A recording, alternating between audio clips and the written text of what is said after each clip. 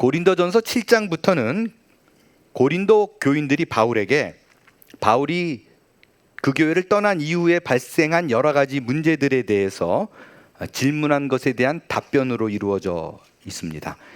지난주에는 우리가 신자의 결혼, 독신 그리고 이혼에 관해서 살펴봤고, 오늘 이어지는 8장에는 우상의 제물에 관한 그들의 질문에 대한 바울의 답을 살펴보겠습니다.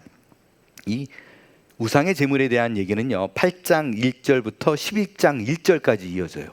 그러니까 굉장히 중요한 내용이다라는 것이죠.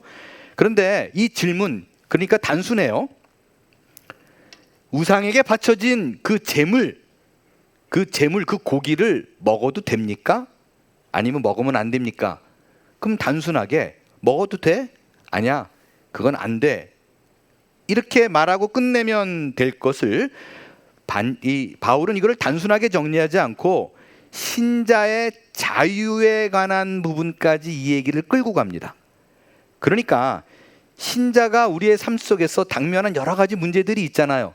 우리가 알고 있는 성경적인 지식들이 있는데 이걸 어떻게 적용해야 되나라고 고민될 때 그것을 단순한 답으로 말하는 것이 아니라 아예 원론적인 신자의 삶의 원리로 설명을 하고 있다는 거예요. 먼저 우리가 생각해 보는 거는요, 이 우상의 제물에 관한 문제가 왜 등장을 했는가, 시대적인 배경을 한번 먼저 생각해 보겠습니다. 당시 고린도 지역에는 아주 많은 신들이 있었어요. 헬라의 영향이었었죠.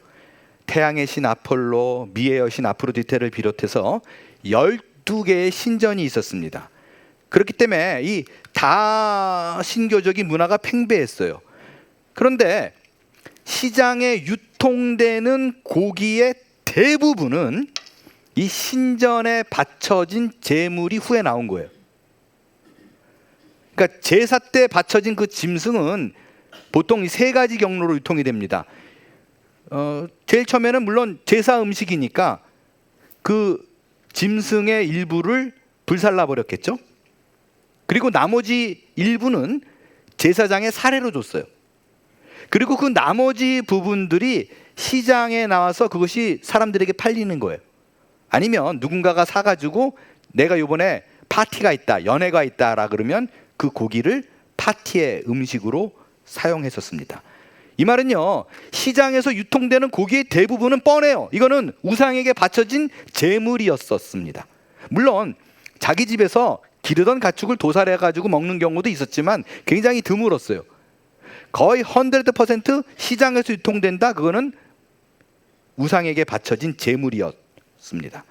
그래서 신자들 사이에 이런 갈등이 있는 거예요. 시장에서 고기를 사 먹든 아니면 친구 집에 놀러 갔는데 고기가 나왔든지 간에 그 고기는 분명해요. 이건 제사 음식이었어요. 우상에게 바쳐진 제물이었었어요. 그러면 어떤 생각이 있냐면요, 모든 사람들이 생각할 적에 그 우상에게 바쳐진 제물을 먹는다는 행위는요, 내가 그 제사에 동참하는 거라는 의미가 있었어요. 여러분 아시지만 구약에 보면 다니엘하고 그 세 친구들이 갑자기 어느 날 나는 고기를 먹지 않겠다라고 선언을 하죠. 이런 행동을 하게 된 배경이 나는 채식 생식을 하리라 라는 것이 아니라 가장 중요한 일을 앞두고 고기를 먹는다는 것은 내가 우상의 도움을 받는 거다, 우상의 제사에 동참하는 거다 라는 의식이 있어서 고기 먹지 않는다, 오로지 하나님이 이 일을 행하신다 라는 것을 증명해 보였던 거였었어요. 이 문화는 유대인들 뿐만 아니라 헬라인에게도 동일한 생각들을 갖고 있었습니다. 양쪽 다 제사 후에 그 고기, 그 식사를, 그 음식을 먹는 것은 그 신과 교제하는 것이다 라는 상징적인 의미가 있었습니다. 이런 생각이 팽배하다 보니까 고린도 교회 안에 두 파가 또 나눠졌어요. 하여간 파가르는 전문 교회예요. 두 파가 나눠졌는데 어떤 파가 나눠졌냐면 그 일부는요, 한쪽은 야, 예수 그리스도께서 우리를 위해서 십자가에 돌아가심으로 우리는 모든 것에서 자유한 자다, 왜 거기 그런 것에 얽매여 있느냐, 우상의 제물 먹어도 아무 문제 없어 라는 파가 있었고, 또 다른 파는요, 그래도 생각해봐라, 그거 신께 우상에게 바쳐진 제물인데 그건 절대로 먹어서는 안 돼, 그건 부정한 음식이야 라는 두 파가 나눠서 있었어요. 여러분이 이 고린도 교회의 이 상황이 별로 실감이 나지 않을 것 같아서요, 제가 오늘 우리에게 적용을 해서 가상의 상황을 한번 만들어 보겠습니다. 여러분이 어느 집에 생일 초대를 받았어요. 불신자 집이었어요. 기꺼이 기쁜 마음으로 축하해 주기 위해서 갔습니다. 나왔어. 그리고 이제 문을 열고 딱 들어가는데 향 냄새가 나요. 약간 기분이 안 좋아요. 뭔가 이게 뭐지? 이런 생각을 갖고 있는데, 잠시 후에 자, 우리 밥 먹읍시다. 그러고 식탁에 음식이 준비된 테이블에 다 둘러 앉았는데 그 음식이 아주 애매해요. 동그랑땡이 있어요. 생선전, 호박전, 도라지, 고사리, 시금치, 조기, 소고기 산적, 수육, 밤대추, 감, 배 딱 놓여 있어요. 이거 뭘까요? 감이 딱 오잖아요. 제사 음식 아니야? 라고 생각이 됩니다. 이게 어떻게 된 거냐 물어봐요. 혹시나 물었더니 실제로 오늘이 돌아가신 할머니 제삿날이래요. 근데 양력 음력 따지다 보니까 생일하고 제삿날하고 같은 거예요. 그러면 이거 따로 할 거 뭐 있냐? 앞서 할머니 제사를 먼저 드리고 그 끝난 다음에 손님 초대해서 그 음식 같이 나눠 먹자 해서 그 음식이 나온 거라고 얘기를 합니다. 자, 생일 초대예요? 친한 사람이에요? 불신자예요? 갔더니 제사 음식이 나왔어요. 여러분 먹겠어요? 안 먹겠어요? 지금도 둘이 갈라져요. 그죠? 여기도 두 파가 생겼습니다. 먹어야 된다. 안 먹어야 된다. 이 두 분 다 분명히 머릿속에는 하나님에 대한 사랑, 하나님에 대한 믿음, 결코 나는 하나님을 배신할 수 없다라는 게 다 깔려 있는 거예요. 그렇잖아요? 이 문제에는 여러분 아주 명확한 정답이 있습니다. 바울이 딱 부러지게 얘기했어요. 제사 음식 먹어도 된다, 안 된다? 정답은 먹어도 된다. 이게 답이에요. 왜냐하면요, 그 아이돌, 그러니까 우상이라는 것 자체가 실제는 허상이다. 그 아무것도 없는 거다. 그냥 인간이 만든 것에 불과한다. 그러니까 신전에 놓여진 그 우상은, 그 형상물은 그냥 인간이 머릿속에 상상으로 만들어낸 것이지 그 안에는 아무것도 없다. 그러니까 그 형상에는 어떤 신비한 능력이 있는 것이 아니다 라는 게 바울의 얘기입니다. An idol is nothing. 아무것도 아니라는 거예요. 여러분 생각해 보세요. 그냥 아무것도 아닌 그냥 조각이에요. 조각, 텅텅 빈. 그 안에 신비한 게 없어요. 아무것도 아닌 그냥 돌 위에, 나무 위에, 그냥 형상 위에 뭐 하는 음식 갖다 놨는데 거기 아무 일도 안 벌어졌다. 니들이 생각하는 뭐 귀신이 와가지고 쏙 뭐 이런 게 없다. 아무것도 아니니까 그냥 음식 잠깐 올라갔다 내려온 거 먹는 게 뭐가 문제냐라는 게 바울의 얘기예요. 어떤 주술적인 의미가 없다라는 거예요. 자, 여러분 이 말 액면 그대로 믿으세요? 다시 말씀드려서 여러분이 제사 음식을 딱 대했는데 우리는 늘 그렇게 생각해요. 귀신이 와가지고 먹고 갔다고. 그렇게 생각하잖아요. 근데 바울은 뭐냐면 무슨 소리야, 이야기 지어내지 마, 그런 일 없어, 그냥 아무것도 없는 거 앞에 아무것도 아닌 음식이 놓였을 뿐이야, 먹으면 돼. 그래서요, 여러분 이거를 먹을 때 나는 하나님을 향해서 믿음과 충성을 지키기 위해서 안 먹겠어 라고 생각하는 게 오히려 믿음 없는 거예요. 왜냐면요, 이거를 내가 안 먹어라고 말하는 순간 내 마음에 어떤 게 있냐면 뭔가 또 다른 영의 지배를 받아서 어떤 주술적인 의미가 들어갔는데 그걸 믿는 거잖아요. 바울은 아무것도 아니라고 얘기하는데 이걸 내가 먹으면 먹는 순간 내 안에 이 음식 속에 숨어준 안 좋은 영 같은 게 들어와. 안 좋은 그런 무언가가 들어와서 내 인생을 망칠 수 있어. 그래서 조심해야 돼 라고 생각하는 게 믿음이 없는 거라고요. 왜 믿음이 없어요? 일단 없는 걸 있다고 생각하는 거고요. 또 다른 건 뭐냐면 이게 다 영화에 속아서 그래요. 무엇이 중한디, 곡성 같은 영화. 거기 보면 모든 거에 다 주술적으로 막 뭐가 있어요. 만지면 안 되고 먹으면 안 되고 여기에 다 눌려 있어요. 그러니까 아무것도 없는 건데 그걸 건드리면 그렇게 된다고 믿는 거는요, 하나님을 향한 믿음이 아니에요. 오히려 하나님하고 그 머릿속에 지어낸 그 신하고 능력이 삐까삐까한 거예요. 그러니까 그걸 못 믿어서 못 먹는 거예요. 그거 먹으면 내 인생 망가질까 봐. 그 말은 하나님이 내 인생 붙들고 있고 그 어떤 악한 세력으로부터 나를 보호한다는 말을 못 믿는 거예요. 그래서 제사 음식 먹는 거 덜덜덜 떨고 안 돼라고 생각하는 게 믿음 없는 거예요. 오히려 아무것도 아니게, 야, 웃기고 있네, 하나님이 어떤 분인데 꼭 아무것도 아닌 것 같고 왜 그래? 라고 먹는 게 신앙이에요. 근데 바울은 이렇게 정답을 얘기한 다음에요, 이상하게 지금 저처럼 막 흥분해가지고 어디 그딴 생각을 해, 아무것도 없는 것 같고 왜 너희 마음이 흔들려, 먹어도 돼, 강력하게 뭐 이러고 선포하면 될 텐데 본문 보니까 안 그래요. 이 문제를 굉장히 조심스럽게 다룹니다. 아주 우둘러요. 계속 빙글빙글 돌려요. 정답은 우상은 아무것도 아니기 때문에 먹어도 돼. 근데 그러니까 맘 놓고 먹어라 라고 말하고 있지 않아요. 굉장히 많은 설명을 곁들입니다. 왜 그런가? 이런 이유가 있어요.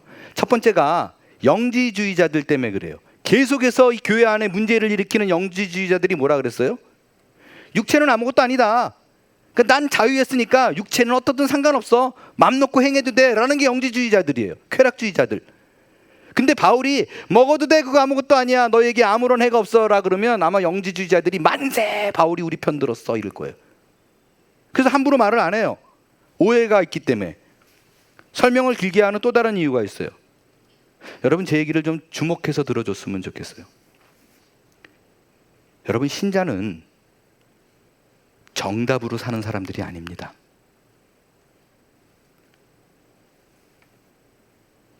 꼭 기억하세요. 우리는 진리를 추구합니다. 그렇기 때문에 일반적으로 특별히 이제 성경 공부 좋아하고 뭔가 깊게 파기 좋아하는 사람들, 이런 분들을 보면 거의 예외가 없어요. 어느 부분에서 성경을 깊이 파다가 뭐 하나 발견하잖아요. 굉장히 좋은 인사이트, 그리고 남들이 모르는 진리를 얻어내요. 그러면 가만 안 있어요. 양보가 없어요. 어느 자리 가든 간에 너 이거 아니야, 성경은 그렇게 말하고 있지 않아, 바른 소리를 해야 직성이 풀려요. 그 안에 뭐가 있냐면 니들 이거 모르지, 이게 있는 거예요. 그래서 잘못된 꼴을 못 봅니다. 다 교정하려고 그래요. 그러나 여러분, 그렇지 않습니다. 우리 크리스찬은 내가 옳다, 이것이 성경의 진리다를 선포하기 이전에 과연 내가 하는 이 행동이 누군가에게 덕이 되는가, 이것이 내가 사랑으로 하는 것인가, 내 지식을 자랑하는가 라는 것을 살펴야 된다는 것입니다. 여러분, 우리는 진리를 향하여 가는 사람들입니다. 그 진리의 끝, 그 진리의 결과는 예수 그리스도예요. 우리는 예수 그리스도가 진리이기 때문에 예수 그리스도를 믿는 모든 사람에게는 자유함이 있습니다. 그 어떤 것도 우리를 얽매어 놓을 수 없습니다. 그러나 조심해야 될 것이 있습니다. 내가 얻은 그 자유가 믿음이 약한 자를 실족하게 하지 않는가, 이거를 살펴봐야 돼요. 내가 믿음으로 얻은 그 자유, 그 떳떳함이 그 지식이 없는 사람, 저렇게 행동해도 되는 건데 성경이 저거를 말하고 있구나, 이걸 모르는 사람들, 오늘 우리도 둘이 갈라지잖아요. 먹어도 된다, 안 먹어도 된다, 안 먹어야 된다.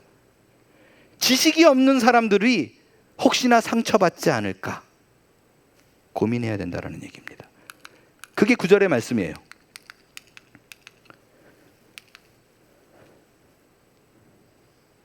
자, 그러면 우리가 얻은 자유가 누군가를 실족하게 하지 않는 그 방법, 어떻게 조심해야 되는가, 이 말이 무슨 말인가를 좀 구체적으로 풀어볼게요. 여러분, 계속해서 말씀드리지만 고린도 교회는요, 지식적으로 수준 있는 사람들이었었어요. 그래서 언제나 많은 지식을 통해서 나의 지식이 그 누구보다 뛰어나다라는 것을 증명하려고 그랬어요. 왜요? 내가 누구보다 많이 알아, 내가 이렇게 지혜로워 라는 것이 본인의 영적인 수준을 말한다라고 생각을 했던 사람들이었습니다. 그래서 그들이 우상의 제물을 먹어야 된다, 먹지 않아야 된다라고 해서 내놓은 그들의 주장이 실제적으로는요, 지식을 탐구하는 사람들이기 때문에 정답이었었어요. 먹어도 돼. 제사상 음식 아무것도 아니야. 괜찮아. 여러분, 이거는요, 명확한 성경의 진리입니다. 그들이 바르게 알고 있는 거예요. 근데 문제가 있어요. 우상은 아무것도 아니고 그 앞에 놓여진 음식에는 뭐 아무 일도 nothing happened 일어난 게 아니에요. 주술적인 의미가 없어요. 근데 정말 그건 아무것도 아니고 먹어도 된다라는 것을 모든 사람들이 알고 있는 게 아니에요. 당시에는 헬라 문화가 지배적이었어요. 그래서 그걸 먹으면 큰일 난다라고 생각하는 사람들이 대부분이었어요. 그렇기 때문에 바울이 지금 뭐라 그러고 있냐면요, 너무나 대놓고 그들 앞에서 당당하게, 야, 너희 어떻게 이런 것도 모르냐? 괜찮아, 봐봐. 이런 짓 하지 마라. 이거 먹어도 돼. 나한테 무슨 일이 안 생겨. 이런 거 하지 마라. 왜냐하면 누군가는 이런 지식이 없어서 우상의 재물을 먹는 너희의 모습을 보고 시험에 든다면, 실족해 된다면 그것은 그리스도께 죄를 짓는다 라고 얘기합니다.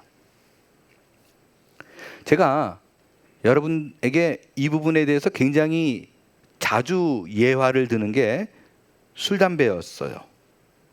여러분, 술, 담배는요, 성경이 금하고 있는 품목 아니에요. 원론적으로는요, 술, 담배 하는 거 죄 아니에요. 특별히 서양에서 더욱 그러합니다. 19세기의 영국에 설교의 황태자라고 불렸던 분 있죠? 누구예요? 찰스 스펄전. 이 찰스 스펄전으로 말미암아 얼마나 많은 사람들이 그 설교에 영향을 받아서 그리스도께 돌아왔어요. 근데 이분이 아주 헤빗 하나 있었는데, 특별한 취미, C가 골초였어요. 어느 정도로 골초였냐면, 기록에 이런 기록도 있어요. 예배 전에 요 예배실 옆쪽이 그 담임 목사 오피스였는 모양이에요. 예배 시작 몇 분 전에 찰스 스펄전 분이 자기 방문을, 담임 목사 방을 딱 열고 쑥 들어오면 그 뒤에 연기가 함께 쫙 따라 들어왔대요. 그 안에서도 억수로 펴대가지고. 이 죄가 아니에요.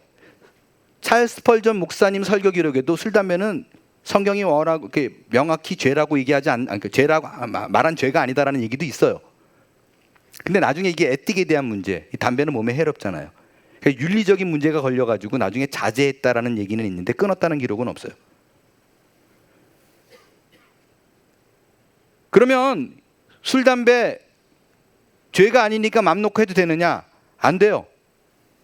한국 사람이면 안 돼요. 한국 교회 다니면 안 돼요. 왜냐하면 우리 중 여전히 다수는 술, 담배가 구원과 상관없다, 술, 담배를 해도 죄가 아니다라는 걸 모릅니다. 술, 담배를 하면 저런 교회 다니는 놈이라고 손가락질을 하지, 이게 구원과 상관없다는 지식이 모든 사람에게 있는 거 아니에요. 뭐 예를 들어 볼게요. 제가 예배 마치고, 세교 오셨어요? 우리 한번 세교 영접실로 오세요. 그러고 딱 가가지고 담배 피면서 얘기해요. 잘 오셨어요. 이게 그려져요?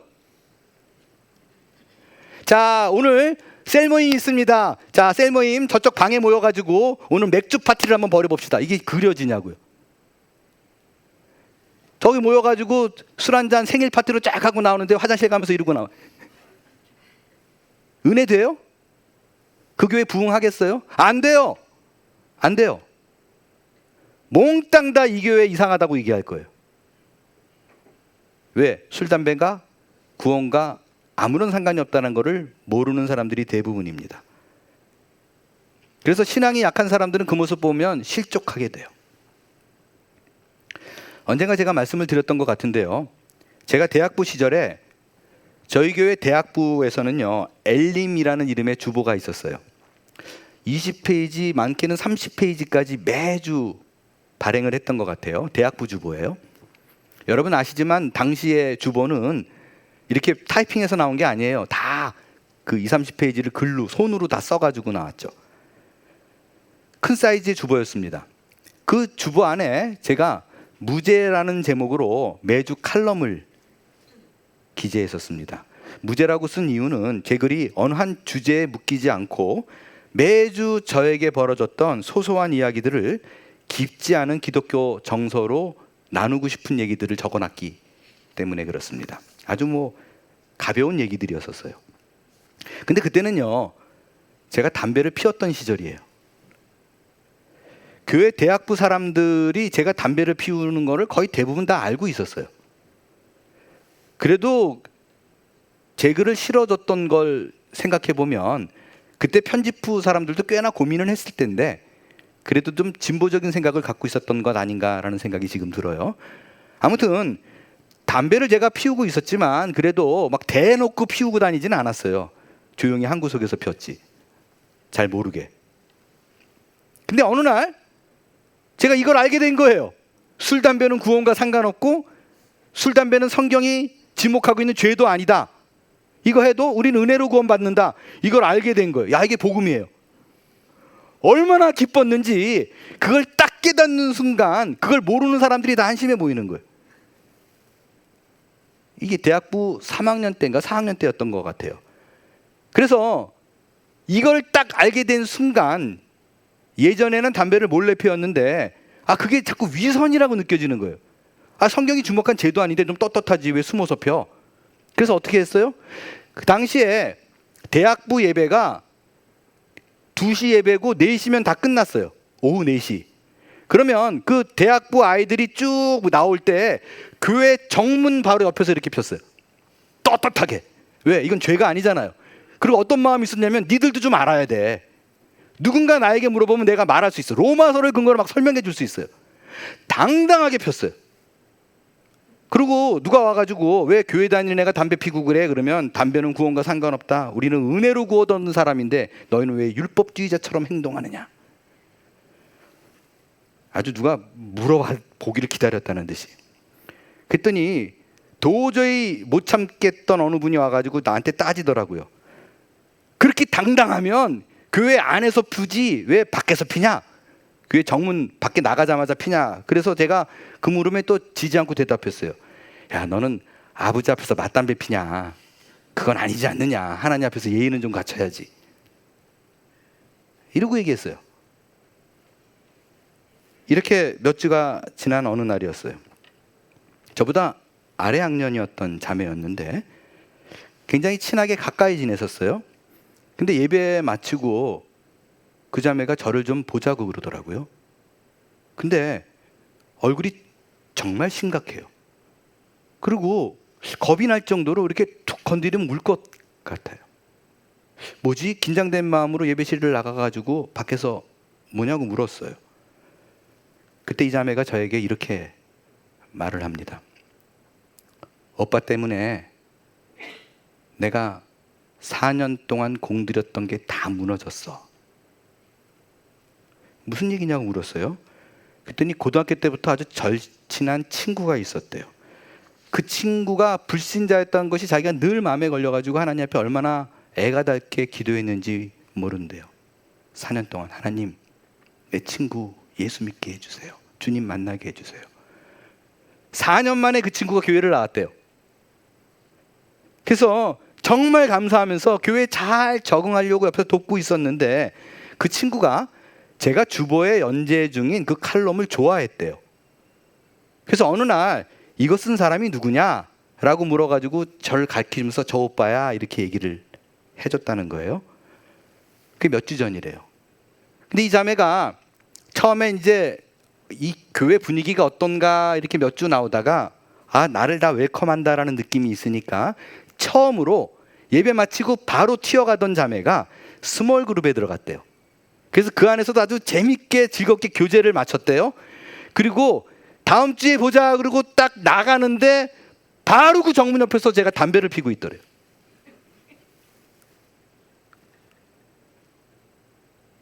그 모습을 보자마자 제 후배에게 그 친구가 이렇게 말을 하더래요. 내가 이래서 예수를 안 믿는 거야. 교회 다니는 사람들은 저렇게 다 앞뒤가 달라 라고 말하고 떠난 뒤에 더 이상 교회에 오지 않는데요. 그 얘기를 저에게 전해주면서 자기 너무너무 힘들다고. 근데 이건 오빠가 알아야 되겠다고. 내가 원망의 마음을 담고 얘기하는 거야. 그러고 갔어요. 그게 겨울이었어요. 그 얘기를 듣고 떠났는데 제가 정말 꼼짝을 못 하겠더라고요. 완전히 벼락을 맞은 것 같았어요. 정말 못 움직이겠더라고요. 숨도 잘 안 쉬어지고. 그리고 그때 제 머릿속에 예수님이 한 말이 생각이 났어요. 또 누구든지 나를 믿는 이 작은 자들 중에 하나라도 실족하게 하면, 하나라도 시험 들게 하면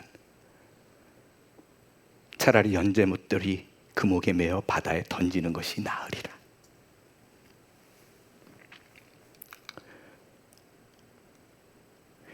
여러분, 저는 담배가 구원과 상관없다는 걸 너무나 잘 알았습니다. 그리고 그건 맞는 말이에요. 성경에 조금도 틀리지 않는 정확한 성경 지식입니다. 그렇게 오히려요, 그걸 알고 나서요, 나 담배 피우는 것 때문에 교회 못 나가라고 말하는 사람이 있거나 숨어서 담배를 피는 사람 보면 한심하게 생각했어요. 성경을 모르기 때문이라고 얘기했어요. 근데 나의 그 잘난 지식이 믿음이 연약한 자를 실족하게 했습니다. 제가 그런 죄를 범하게 됐어요. 전 아직도 정말 궁금해요. 과연 그 자매가 돌아왔을까? 안 돌아왔으면 어떡하지? 예수님은 형제 하나를 실족하게 하는 것이 얼마나 큰 죄인지, 야, 너 누군가를 시험에 빠지게 해서 교회 안 나오게 연자맷돌 목에 걸고 바다에 빠져. 근데 제가 그 죄를 저지른 거예요. 지금 바울이 딱 그 얘기입니다. 그 잘난 이 지식, 고기는 먹어도 되기에 어느 자리에 가든지 고기 먹어도 돼. 저 고기 안 먹는 놈들 정말 한심해. 성경을 모르네. 라고 행하는 그 당당함, 떳떳함이 믿음이 약한 자들을 실족하게 만들고 있다는 거예요. 그 지식이 없는 그들을 멸망하게 하고 있는데 너는 왜 그걸 못 보니? 라고 책망하고 있는 것입니다. 그래서 바울이 이런 말을 합니다. 그래, 우상 아무것도 아니야. 그렇기 때문에 제사 음식 먹어도 돼. 그러나 만약에 내가 제사 음식을 먹어도 된다는 그 지식 때문에 당당하게 그걸 먹는데 누군가 그걸 봤어. 근데 바울이 저 제사 음식을 먹어? 우상에 동참해? 나 교회 안 다녀. 나 예수 안 믿어. 라는 일이 발생한다면, 그런 일이 발생할까 봐 나는 앞으로 영원히 고기를 먹지 않을 것이다. 여러분, 이 얘기는요, 바울이 영양소가 충분해서 배볼로기가 돼가지고 한 얘기가 아니라고요. 누구보다도 영양소가 필요하고 많은 단백질이 필요하지만 누군가 나 때문에 형제를 실족하게 되는 일이 벌어질까 봐 고기 안 먹겠다는 거예요.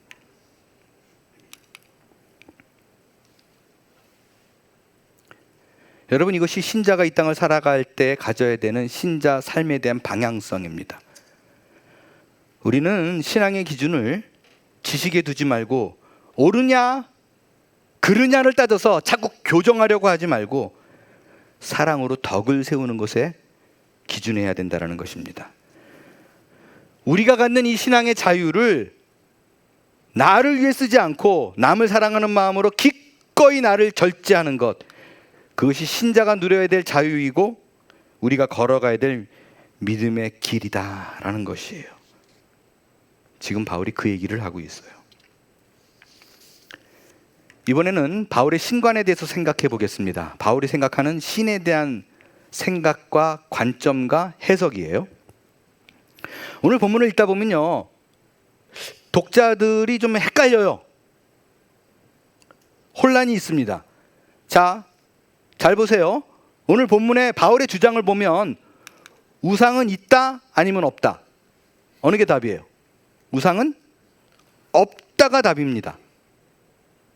An idol is nothing. 이게 답이에요. 우상은 아무것도 아니라는 거예요. 아폴로 신전에 세워진 큰 형상, 아프로디테 세워진 동상 이런 건 실제 아무것도 아니다. 아무런 능력이 없다라고 얘기합니다. 그래서 아무것도 아니니까 그냥 덩그러한 작품 하나니까 그 앞에 놓여진 음식 먹어도 된다라는 거였어요. 근데 이게 4절이잖아요. 4절 다음엔 뭐예요? 어려워요? 5절. 바로 이어지는 5절에 뭐라고 얘기하냐면요. 바울이 세상에는 많은 신과 많은 주가 뭐래요? 있다고 얘기해요. 이 말은 하나님 외에 어떤 영적인 존재가 있다는 걸 인정하는 거예요, 안 하는 거예요? 있다고 얘기한다니까요. 실제 바울이 쓴 에베소서에 보면 뭐라고 얘기하냐면요. 이 세상은 악한 영이 우리를 지배하고 있다. 그래서 우리는 그들과 싸워야 된다라고 얘기해요. 그러니까 바울은요, 악한 영에 대한 존재를 인정해요. 근데 좀 전에는 우상은 아무것도 아니고 없다라고 얘기하더니 갑자기 웬? 앞뒤가 안 맞잖아요. 그것도 한 책에서 바로 다음 절에 우상은 없는데 악한 영은 있다? 이런 모순된 얘기를 어떻게 해석해야 되는가? 완전히 다른 얘기 같은데 이건 무슨 뜻인가? 이건 이런 뜻이에요. 우상은요, 말씀드린 대로 그냥 인간이 만든 어떤 형상이에요. 나무, 돌, 지푸라기 같은 거를 자기가 멋지게 조각해서 만든 거예요. 그러니까 어떤 이름을 붙였든지 간에 바울의 얘기는 뭐냐면 그건 네 상상 속에 있는 거지 실제 그런 신은 없어 라는 거예요. 아폴로, 아프로디테 이런 거는 실제로 없는 것들이라고요. 그러니까 허구적 대상입니다. 그들은 내가 멋지게 지어놨지만 얼마나 크게 지었느냐, 작게 지었느냐에 상관없이 신적 권능이 없다라는 거예요. 사족이지만 이 이름도 웃겨요. 앞이면 앞이고 뒤면 뒤지 아프로디테는 또 무슨 말이에요? 아무튼 이런 건 인간이 만들어낸 거예요. 근데 문제는 뭐냐면 인간이 상상 속에 만들어낸 그 무언가를 사탄이 이용합니다. 그것이 뭐 제우스건 아폴로이건 그 어떤 신이든지 간에 여러분이 무언가 만들어 놓고 형상화해 놓고 그 앞에 절하는 순간 귀신이 그걸 받습니다. 사탄이 그걸 받아요. 그게 바로 바울이 인정하는 악한 영이에요. 그러니까 여러분이 이거 뭔가 만들어야 돼. 그래서 만들어 놓고 갑자기 그 앞에 절하는 순간 몽땅 다 귀신에게 하는 거예요. 그리고 그 순간부터 악한 영, 귀신과의 교제가 시작됩니다. 구약에 보면 블레셋 군대가 이스라엘을 공격하고 진을 쳐요. 이걸 보고 당시 이스라엘의 왕 사울 왕이 벌벌 떨잖아요. 근데 사무엘은 이미 죽었어요. 물어볼 갈 데가 없어요. 어떻게 해요? 영매를 찾아갑니다. 무당을 찾아가요. 뭘 부탁해요? 사무엘 좀 불러다오. 그의 영을 불러다서 내가 좀 조언 좀 받고 싶다. 무당이 사무엘의 영을 불러요. 사무엘의 영이 나타나서 뭐라 그래요? 너 내일 전쟁에 너하고 네 아들 다 죽어. 전쟁에 패할 거야 라고 얘기해요. 근데 예언대로 그 다음날 전쟁에 패하고 사울 왕과 그 아들들이 죽습니다. 자, 여기서 질문이 있어요.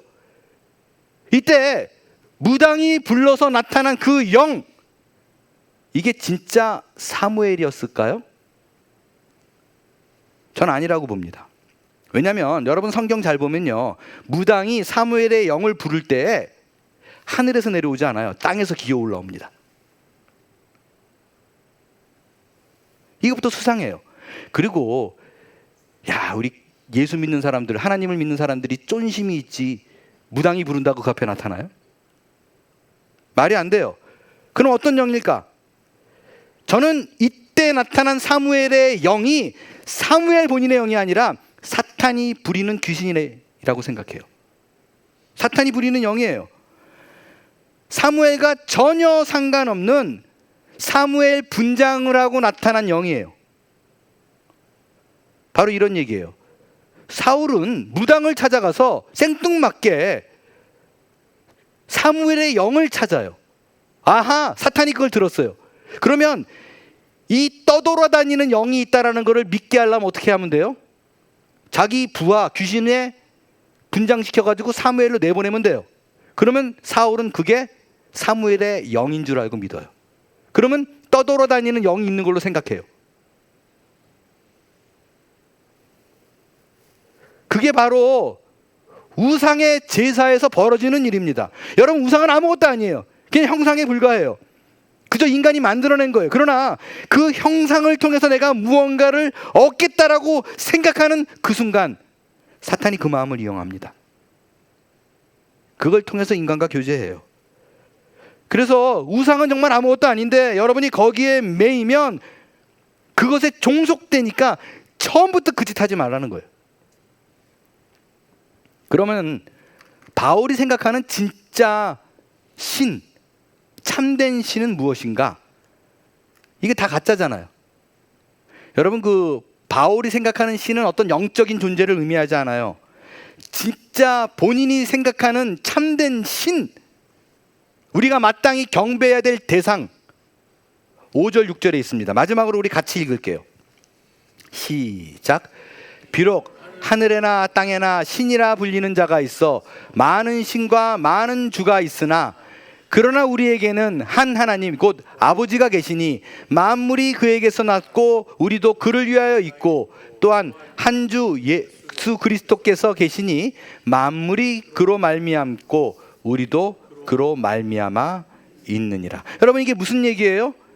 그가 말하는 신, 정말 우리가 경배해야 될 대상은 한 가지 조건이 있다는 거예요. 그거는 이 땅을 창조한, 모든 만물을 창조한 창조주여야 된다는 거예요. 세상의 주권자예요. 우리를 만들었을 때는 그냥 만든 게 아니라 뭔가 목적을 갖고 만든 분, 그 유일한 분이 있는데 그분이 참으로 신이라고 불릴 이유가 있다라는 거예요. 바울의 이 정의는 어떤 영적인 존재가 있어요. 누가 경배하고 말아요. 뭐 능력이 있어, 이거 상관없다. 어떤 거든지 간에 창조주가 아니면 신이 아니다 라는 선언입니다. 바울은 이어서 이렇게 해요. 이 땅에는 여러 자기가 신이라고 주장하는 자들이 있지만 딱 한 신이 있는데 그분은 여호와 하나님인데 우리를 향해서 뭐라 그러느냐? 내가 네 아빠야 라고 얘기하는 신이 있다는 것입니다. 여러분, 그 인간이 만든 신은 진사의 대상이에요. 제물을 바치고 경배하고 신격화된 존재예요. 여러분, 그 우상들, 그 제사를 받는 신들 보세요. 엄청 변덕스러워요. 공포의 대상이에요. 여러분, 왜 제사를 지내요? 거의 이유가 분명해요. 이 신에게 어떤 저주를 받지 않으려고. 그 신이 막대한 횡포를 부리는데 나한텐 재앙하지 마세요, 미연에 방지하기 위해서 제사를 지냅니다. 그러나 그러고 있는 그들에게 바울이 얘기하는 거예요. 너희가 믿는 진짜 신은 그런 신 아니야. 아버지다.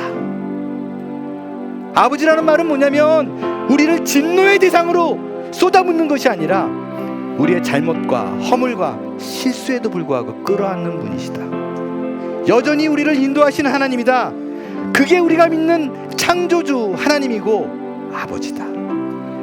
그게 아버지 하나님이라는 말에 다 포함된 거예요. 바울은 이 우상의 제물을 드리며 야, 이거 음식 먹어 말어 라고 고민하고 있는 그들에게 하나님은 너희를 향해 분명한 목적과 의도가 있어 라고 그들을 설득하고 선포하고 선언하고 있는 것입니다.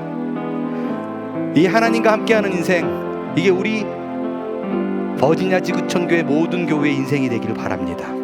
그리고 우리에게 주어진 이 교회 공동체, 한 사람 한 사람을 서로 소중히 여기며 내가 말하는 거, 내가 행동하는 거 그 하나로 실족하지 않을까 염려하고 걱정하여 사랑으로 모두 품고 한 아버지를 향해 걸어가는 우리 모두가 될 수 있기를 축원합니다. 일어나 찬양하겠어요.